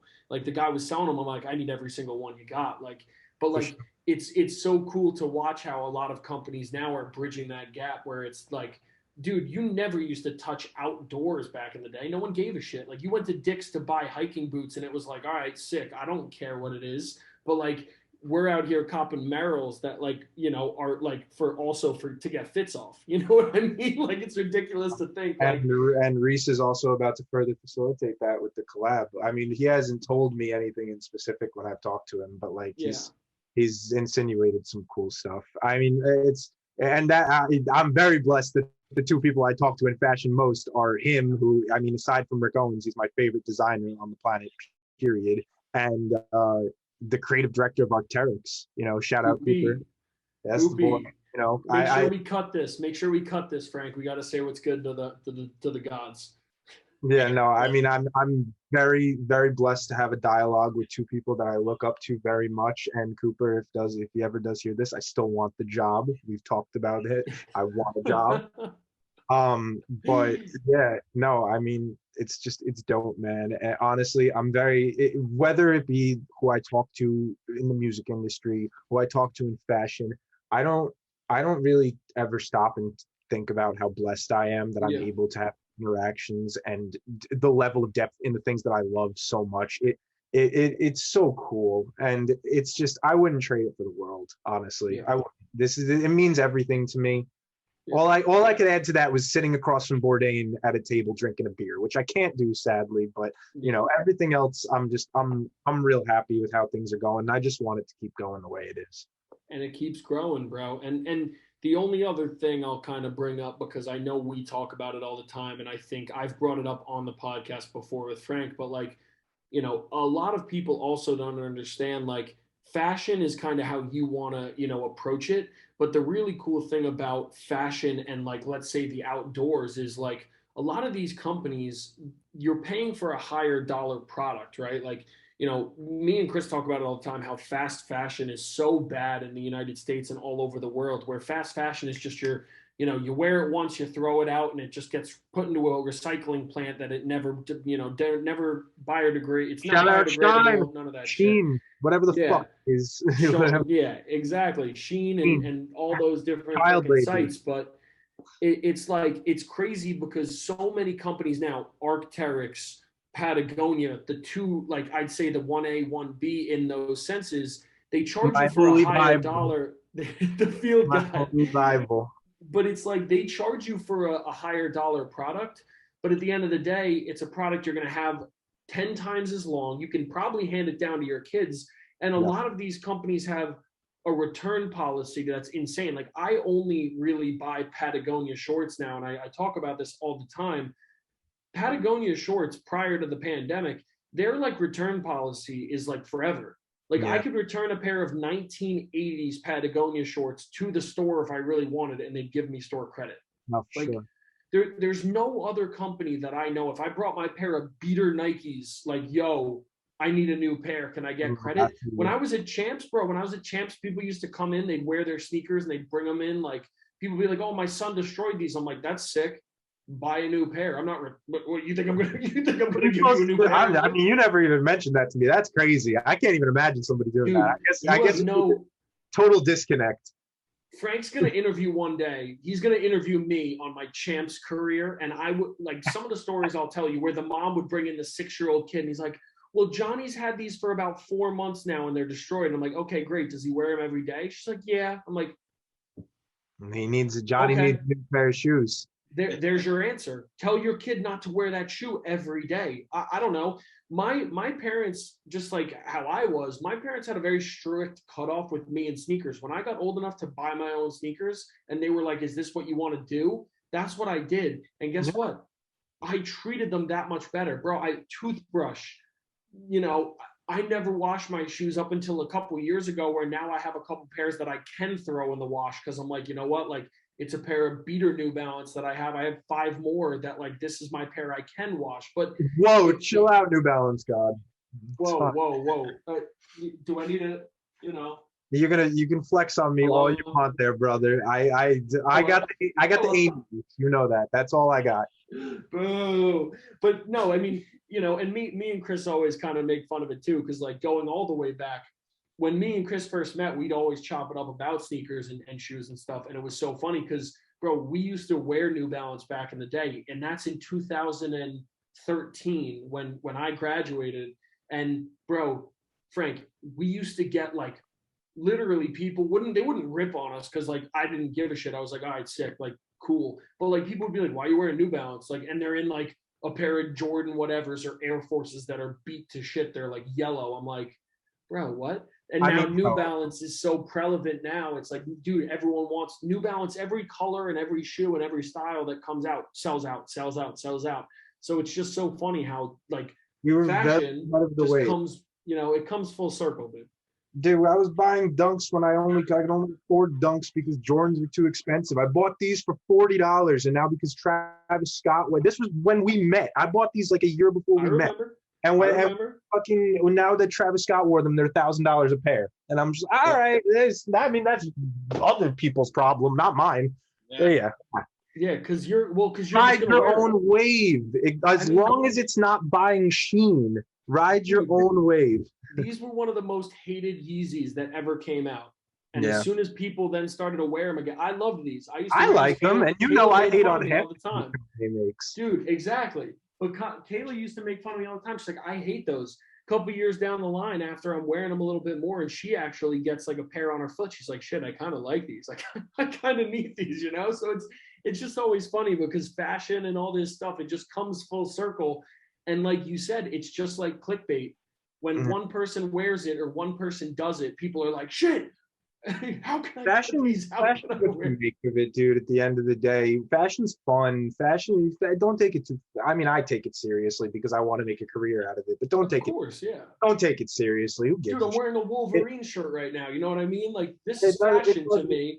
It doesn't matter. At the end of the day, it's fashion is about being comfortable in what you like. As long, fit check, baby. Look, Patagonia shorts with the Led Zeppelin patch in the side. That's how you do it, bro. All right, that's hard. How you get it done. That's Show hard. a little bit of leg, baby. That's hard. I got the unreleased Johns on the feet. The Crocs, baby. And then Frank's rocking the Fire Avenger shirt, baby. You know this is a movie podcast at the end of the day. Well, that's a Fendi. I should have put on something. I got a couple of vintage ones. I should have. I just threw. This was the first thing that came out of the wash. Well, bro, I told Frank because like Frank is not as like well versed as we are in like the vintage and the this and that community. That's not one of his necessary passions, but. I mean, I showed him the clip and I showed him, I don't know if, Chris, you watch any of the Stash Raiders stuff or not. I don't know if you've ever seen that or not. Yeah. The one episode on Stash Raiders is all Marvel and DC and comic book shirts. And I sent it to Frank and I was explaining to him, I'm like, dude, some of these vintage shirts that are from like the 90s, from the original DC creators, stuff like that, unopened, are like $1,000. Like if you get a Doctor Doom original from like the 90s or like a Galantis all over print or a Silver Surfer shirt, those shirts can go anywhere up to like $500. It's like insane to think how, like you said, if someone wears it or if right now Marvel is so in the now that it's like, oh shit, like no one used to buy Yeezus merch. Do you remember that? Like everyone hated Yeezus merch. Now, if you go to try to buy a shirt from Yeezus from Kanye's tour, $250, $300. Dude, yeah, $300 for a T-shirt. It's like, come on, bro. You know, Frank, what I mean? implore you, next time you're in the city, go into any single gentrified vintage resale shop and just look at a price tag and just prepare to have an aneurysm. That's really just what it is. Like, that's just it. It sucks. I coming from a person who, I mean, Luke did it too, obviously been doing it. Like thrifting is dope. Thrifting, I don't fucking thrift anymore now because I'm not gonna find shit. Everyone goes and clears it out and charges $400 a t-shirt. But like, you know, it is what it is. Everyone's gotta have their fun. Everyone's making money. Yeah, and it's something that I still kind of like enjoy at times. If I need kind of just like a minute, I'll go and do it occasionally. But besides that, like sometimes I just like I feel the same way. I go into like dude. I will never forget the first time my grandma used to take me to thrift shops when I was a kid. But the first time I ever thrifted by myself, I'll never forget. Me and Greg Guckin went to a Goodwill down in Ocean, and I bought a Latrell Sprewell Knicks jersey that I still have to this day. I still have it in my closet. I know exactly where it is. But like, I always tell people because I'm like, I wasn't a poser back then. Like Thrift Shop came out as a song, and like I was a fan of it back in the day, but then it caught on. It was everyone was back on the thrift shop grind, and now people know it's like, oh, I can go into a shop and I can go thrift and spend $20 on a t-shirt that could sell for $300. Like everyone is doing it now. Just like sneakers, you can buy a sneaker for $200.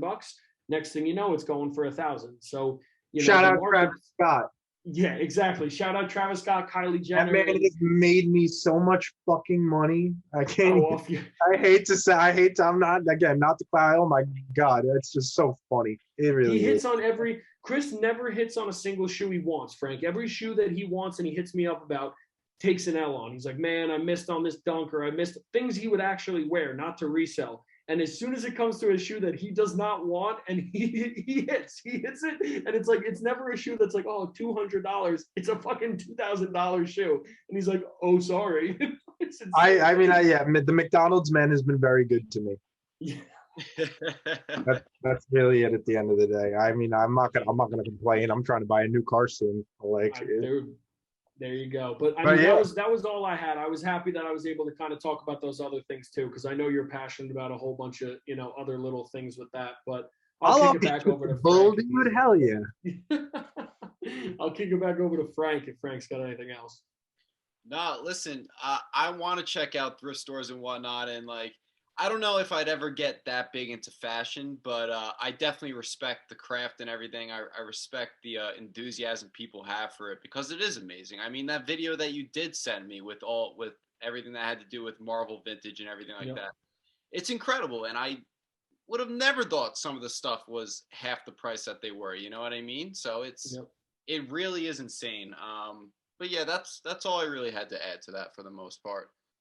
Fashion, make of it, brother. Doesn't matter. You don't have to be dripping. Your drip is your drip. If that's the term we got to use. The fashion is literally what you make of it. Just don't buy child slave labor.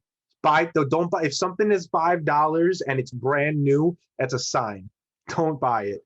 Someone probably died or got messed up to bring you that pair of cheap jeans. Shop Patagonia at Patagonia.com, at PatagoniaUS.com, at everythingpatagonia.com. Oh, one other thing I will mention too is that when you brought up this we were talking a little bit beforehand about it, but Anthony Bourdain, I didn't really get to know him until know who he is and everything like that until we watched episodes of his show in college, and it just made me think. It was like, how did I not know about this guy?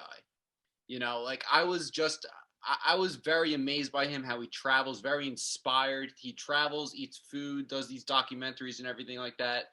It's absolutely incredible. And I do know the movie about him did just come out recently, and I am wanting to check it out. So you just reminded me on that. Might be something I watched this weekend. So we'll see. Dude, I'll let you guys know. The Bourdain one, yes, made me cry. I also saw the Aretha Franklin documentary last night, and that shit was phenomenal. So I recommend that one. Was that Respect? Right? Was that Respect? Yeah. Was it good? I will go on record right now. That was better than Yesterday, Bohemian Rhapsody, and Rocket Man. It's the best. Okay. Movie. Really? If you really want to kick something off, Bohemian Rhapsody sucked. I will die on that hill. I will die on that hill. That's the biggest piece of garbage money grab I've ever seen in my life. And that's someone that was factually inaccurate. Dude, but that's the thing. But nobody cares. No. All it was, dude. I tell Frank this, and I hate that you just brought this up, because I get so passionate about this fucking movie, because it literally won awards that it didn't deserve. But the fact that movie, their concept in coming up with some of their greatest hits was like, I'm making my eggs this morning. Wait a second. This is an amazing tune. That's not how you came up with a song. Do not act like a chicken shit out an egg. And that was how you came out with fucking We Will Rock You. You know what I mean? Yeah, no, they didn't do three very big artists justice. But with Aretha's movie, that woman co-signed that shit before she died. She picked Jennifer Hudson, handpicked her to play her. Understandably so, though. Jennifer Hudson's one of the best voices of our generation. That is underappreciated. But just going off if you're gonna check out anything right now, Bourdain and Respect. That I think those are two on my list that I really want to check out. And then I've been annoying Frank about it, but I can't wait. Green Knight is out tomorrow on certain streaming platforms, and I can't wait. Cannot wait. A24 fanboys. You saw me on Instagram a few days ago. I can't pick between A24, New Balance, Arc'teryx, Natural Wine, Oat Milk. These are the staples of life. Frank, I'll send you the meme. It was hilarious. It was all of the things that you it was literally pick one or die. And it was Chris is I'm dead 5 times over, because he couldn't choose between all the things that were there. Not giving up nothing. Sorry. I'll take them all to hell with me. Well, dude, and then to bridge the gap back with the online ceramics and A24 shit, that shit sells out immediately. Like every play time with A24, that boy. You know dude, that. every You time know I they got put the out a uncut movie, gems. You know I got dude, the uncut gems, boy. I know you have. Yeah, exactly. I love. Oh Yeah, my god, but it's fantastic. that was great chefing it up at that last minute. But alrighty, Frank, I'll toss it back. One more loft up to you. Yeah, if there's anything else you want to hear me ramble about, otherwise you can cut me loose. It's okay. Last thing I will say, I'm definitely going to check out Respect and the Green Knight. I really enjoyed Rocket Man, and I mean really enjoyed Rocket Man. So we'll see if Respect is a top off for me. So we'll see that. I'm not a movie guy like you guys. I'm not as versed, but as a music guy, that Respect went crazy. Like you'll see. If you don't like it more than Rocket Man, you will still rate it very high. Oh, I'm sure I will. Yeah, I'm sure I will for sure. Yeah, guys, that's all I had for you, Chris. I really appreciate you coming on, man. It's been a pleasure. We talked about a lot for sure. And if you want, before we leave, if you want to plug in where they could find your work, your social medias, anything like that, you could go right ahead if you'd want. I mean, I went demon time and went private with all my socials, but just go Distractify Chris Barilla if you want to hear more of my voice, which I mean, I don't know why anyone would, but sure. Yeah. if you want to see more of what I've got to contribute to the world, yeah, Distractify Chris Barilla. And I mean, I'll probably be posting if and when more cool stuff happens. Like I said, hopefully Gene Simmons soon. So that'll be the next one up. Do a deep enough dive on my account and you can maybe find Chris's social handles and he'll maybe accept you. But it's an honor and a privilege to get that luxury of following Chris Fit God Barilla, the pasta bandit himself. Too much credit, Luke, but I appreciate the Baron of Barilla. I should have given you an intro. You're gonna do Lawrence right now? I'm gonna give you an outro, a Jimmy outro. Run them up, dude. But yeah, no, I appreciate it. And I appreciate all the kind words. It's cool to be on the other side of this. Usually I'm the one sitting there asking people questions. So it's definitely eye-opening to be on the other side. It's cool. Awesome. Yeah, and I mean, dude, we appreciate it. I know Frank obviously Frank doesn't know you as well as I do with it, but I know as soon as I told him kind of your background, gave him more info, he's like, bet, let's go, like get this on, because again, your passions kind of align with all of our passions with just talking and interviewing and things like that. So, it all worked out real well at the end of the day. Hell yeah, brother. All right, Chris, once again, thank you very much. Luke, thank you for joining the Spotlight interview as well. Couldn't have done it without you. And guys, if you like this episode, make sure to like, subscribe, and share. Also follow us on Instagram at Podcast with Frank. I'll be posting clips of this podcast, among other projects that I'm working on for you to check out. Facebook and Twitter at Frank Videos. And that's really it. And with all that being said, have a good night and peace out. My number 3 music video that I have is Stan by Eminem. Again, Eminem was another guy I was obsessed with when I was younger. Eminem is still an amazing artist to me. I'll always have like a great place in my heart for him because that man, I can look back so many times listening to him on the bus or driving or this or that. The guy is a creative genius when it comes to that stuff. But Stan was such a good music video, dude. When you look back at it, like just the premise of it, he was someone that touched upon it like really early. I compare like Stan to being like that obsessive compulsive, like very similar to like almost like that was something people didn't want to touch, right? Like no one wants to talk about like crazy fans or like insane people. It's just like I love when guys push the boundaries, but Stan is just such a good music video, such a good song by such a good artist, and that's all I'll say there, but that's my take on it.